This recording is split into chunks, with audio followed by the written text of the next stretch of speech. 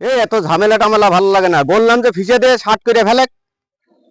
ওর খরচ খরচা চিন্তা করতে গেলে হবে নাকি? অত বাহাদুরি করে ফিসে দে, শার্ট শুট করে একেবারে আর হাত পা ভেঙে গুঁড়ো করে ফেল। হট। আর ফোন টোন দিস নি, আগে বাইরে পাইয়ে ফেলবি, তারপরে আমার কাছে ফোন দিবি। ওকে। আসসালামু আলাইকুম। ওয়ালাইকুম আসসালাম রহমতুল্লাহ। এটা চা দাও। জি বসেন। এই কি ব্যাপার, এত দেরি হচ্ছে কেন? এই যে হয়ে গেল।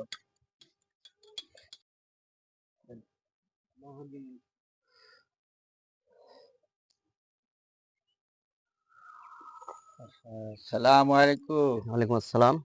ভাইজান এই চাটা বা হাতে খাওয়া হয়? হট, হট, বেয়াদব। আর ডান হাত দিয়ে কি বা হাত দিয়ে খাবো সেটা আমরা রাজনৈতিক ব্যাপার, আমরা সমাজের মাতবর শ্রেণীর মানুষ। আপনার কাছে আমার শিখতে হবে নাকি? আপনি মসজিদের ইমাম সাহেব, মসজিদে নামাজ কালাম কিভাবে করবেন এটা শিখাবেন। কোন হাত দিকে চা খেলো না খেলো এইসব বিষয় নিয়ে আপনার ভাবতে হবে না। আপনার জায়গায় আপনি থাকবেন। হ্যাঁ। তেল, লবণ, ঝাল, জিরা, গরম মশলা, পেঁয়াজ, রসুন দিতগুলো কিরা? মা। এই গত হাটে যা নিয়ে আসি সব ফুরি গেছ। হ্যাঁ, তো খালি আবার ফুরাবে না। খালি খালি ওই তাহলে ওই ওই, বাড়ির পাশে যে দোকান হয়েছে ওই দোকান থেকে ওই নিয়ে যাও। দোকানে মেলা টাকা বাকি হয়ে গেছে, দিচ্ছে না, খুলে যায় আগে টাকা, তারপর বাকি আবার নিয়ে আসবো। আচ্ছা, এ কি আমার এলাকায় বসবাস করে না অন্য জায়গায় বসবাস করে? আমার দোকানের মাল বাকি দেবে না? আমি কি লন্ডন ছেড়ে চলে যাচ্ছি, এই দেশ ছেড়ে লন্ডনে চলে যাচ্ছি নাকি? তো মেলা টাকা বাকি হয়ে গিয়েছে। কত টাকা বাকি হয়েছে? 5-6 হাজার টাকা বলে বাকি হয়ে গিয়েছে। কলাম কলাম খুলে কেবল ডালাম যে দিচ্ছে না তাও। এ দেবে না মানে? এত সাহস কোন পেয়েছো? ও আমার এলাকায় বসবাস করে, আরে 5-6 হাজার টাকা বাকি হয়েছে আর বাকি দিতে পারবে না, এত বড় কথা। ও তাহলে তোর বাইরে শেষ করে দেওয়ার দরকার। তার একবার দিকে আসি। দেখে আসবে না, তাড়াতাড়ি যা। ওই না দিলে ফিসে ষাট করে দেবেন। এর সব জায়গায় আর বিয়াদবি শিকার ওদের। রাজনীতির সামনে ভোট আসলে ওই ভোটের টাকা মাকা যা পায় তখন মেরে টিরে যা হয় করবো, যা। ভাই এটা চা দেন। জি ভাই বসেন। ধ্যাৎ, বাড়ি কোনে? এই জায়গায় বসে চা খাইতে হলে সেভাবে বলতে হবে না। আমি অর্ডার দিচ্ছি এখানে বসার, আমার পাশে যে কেউ বসতে পারে? সমাজের একজন বিত্তবান মানুষ আমি, রাজনৈতিক দলের একজন অন্যতম একজন নেতা, আমার পাশে যে সে বসতে পারে? এমপি, মন্ত্রী, মিনিস্টার এই সমস্ত লোক বসবে। হুট করে কন্তে এইসব আগল পাগল ছেলে পেলে এসে চার দোকানে তোমার এইসব লোকজন গুলা বসার জন্য ভেনু জায়গা করতে পারো না, আলাদা জায়গা?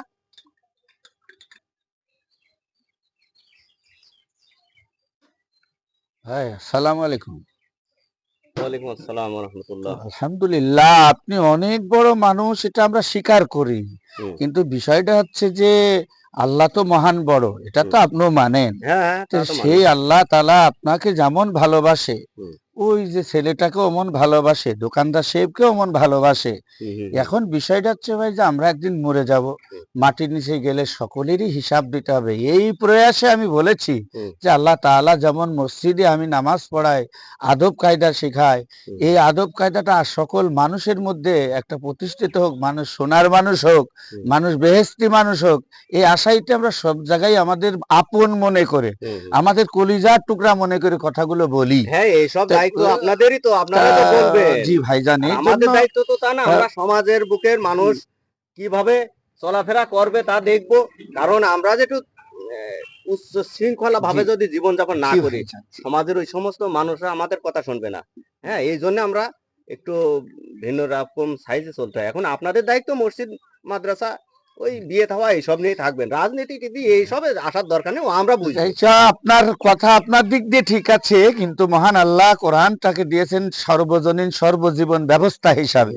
সেই লক্ষ্যে সেই কোরআনের বিধিবিধান হচ্ছে মানুষ যেখানে যাবে সেখানে আল্লাহ পাক এবং রসুলের দেওয়া নিয়ম মেনে চলবে। সেই প্রয়াসে আপনি যদি সুমহান থেকে আরো মহান হন, তাহলে আল্লাহ আপনার প্রতিষ্ঠিত করবে। এইভাবে ধমক দিলে ছেলেটা আপনার থেকে মন সরে যাবে, ধমক দিলে তার আরো 10 জন বন্ধু আছে আপনার থেকে মন সরে যাবে।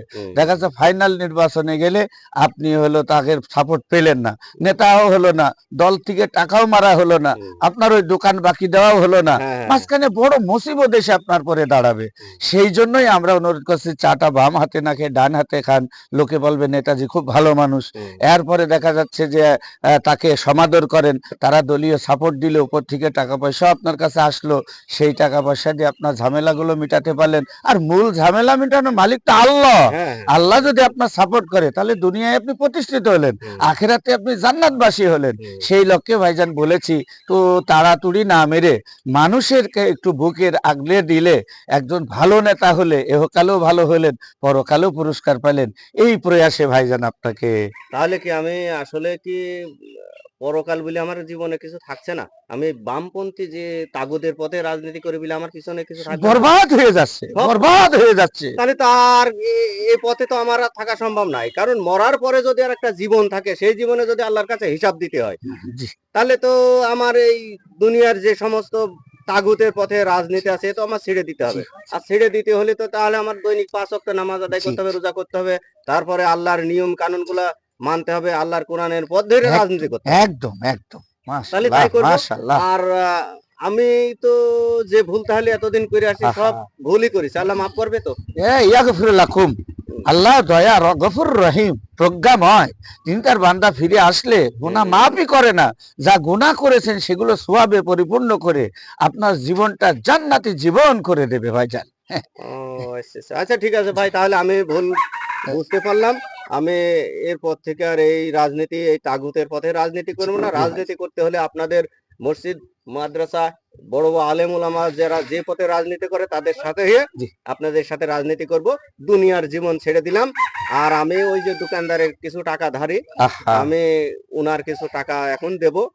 আর ওই হালাল পথে দেবে। হালাল পথের টাকা। আহ, আল্লাহ। আর আমি যে ভাইকে তাড়া দিলাম, কই ভাই? সেই ভাই কই? ও ভাই আসেন আসেন আসেন আসেন। ভাই আমি আসলে কিছু মনে টনে করেন না, হ্যাঁ? আমি সাধারণত সমাজের এই রাজনীতি করতে গেলে এরকম না করতে হয় না। তো এখন আমি নিজের ভুল যখন বুঝতে পারলাম, তখন আর এরকম আপনাদের সাথে আর করবো না। সবাই মিলে একসাথে থাকবো, চাটা খাবো। বসেন এই দোকানদার ভাই, জি জি। সবাই একটু চাটা দাও। ভাই আপনি আলহামদুলিল্লাহ, বসেন, আপনি বসেন। আলহামদুলিল্লাহ। আর সে ছেলেটা কই? এমনি কই? এদিকে এসো। এই দোকানদারের এই কয়টা টাকা আজকে দাও।